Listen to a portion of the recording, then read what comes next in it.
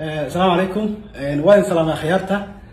waxaan wada joognaa maxamed xasan xuseen lafoole. maxamedo waxaa jirta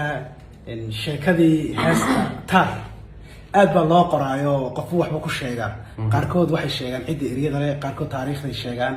bal heesta horta xilliga soo baxday cidii corisay nooga war. taarka waxay ahayd xilligii ay soo baxday ugu horeysay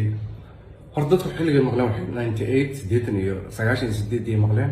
laakiin iyadoo waxaa la sameeyey 94 waxaa ereyada iska lahaa nin la dhihi jiray allah u naxariistay maxamuud maxamed sheekh cabdikariim durno baa iska lahaa waa ninkii macalinka macalinkii fiisigisku ahaa xisaabta laxankan aniga sameeyey xilligaas. taariikh ahaanna waxay ahayd qiso jacayla oo nin jacayl hore ka xumaaday oo gabar kala bartay wanaagsan oo ay ilowsiisay xanuunkii hore ee dhibaatada dhakhtarnimadu ma kii dhaawacyada dusha la dhayay ma dhakhtarkana waa kii qalbiga marka nin gabar jeclaa gabadhii iyo reerkoodii ay ku xumeeyaan gabar kaleeto ay u naxday oo ay ka bixisay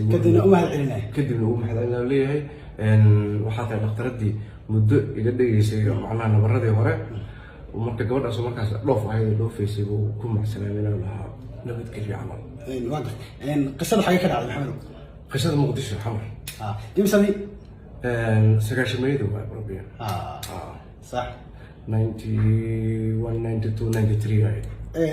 heestu waa dhaclay oo disay ku socota xarafka dhaar ku socota marka laakiin dadka qaar waxay yiraahdaan dumarkaba bay ka bilaabaan. dumarkaba maaha waa dhadigaba aduunbaa iigu dhega nuglaayo adaa isoo dhaweeyay dhaawacii hore qabay waxaa tahay dhakhtaradii muddo iga dhigayso waad dhiiri gelisay maadaama nin qalbi jabsan oo ahaa marka qisada noocaas maxamed waxay leeyihin dadka qaar sheekadu maxamed ku saabsan tahay ninkan wax jeclaaba maxamed la leeyahay waa suurtagal laakiin saas ma ahayn qofku dadku wuxuu iska qiyaasi karaa laakiin sheeko noocaas ahayd. maxamed horta dad badan baa heeso oo dee la dhegaysta fankooda laakiin adigu waxyaabaha kaga duwanta waxaa kamid ah fanaan jiil kasta maaragtay ay jecel yihiin waxaan ka wadaa tusaale ahaan 10 sano ka hor ama qof la dhegaysanayo kale waxaa laga yaabaa in maaragtay xiisihii badnaayn loo qabay wax iska bedelaan laakiin adiga sanad kastoo dhasha wuxuu ku dhashaa haddana iyadoo la xiiseynayo heesaha tusaale ahaan mid baa u dambeysay qalbigayga hoo tan heesta xaaliyda arrintaas bal seed ku kasbatay kulanta sax wallaahi dadkay ku xiranta ana ma sheegi karo ma dhihi karo sidaasaan ku kasbaday ma dhihi karo fanaaniintan ka wanaagsanahay ma dhihi karo waan ka cod wanaagsanahay ma dhihi karo laakiin kulley taas waxay ku wanaagsanay inay dadku yiraahdaan saasay suurtagal ku noqotay marka waan uga mahadcelinay ummadayda Soomaaliyeed meel bay joogaan. heesta u dambeysay ka war maxamed qalbigayga hoo waxaan sameeyay nin dhalinyaro oo jooga Jarmalka waxay ahayd kulley hees isaga quseynaysa sanadkii hore tuu iisoo dhiibay aniga laxanka ku daray kadibna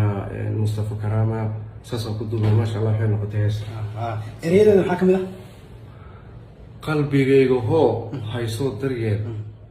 alla waan hubaa inaan haran karo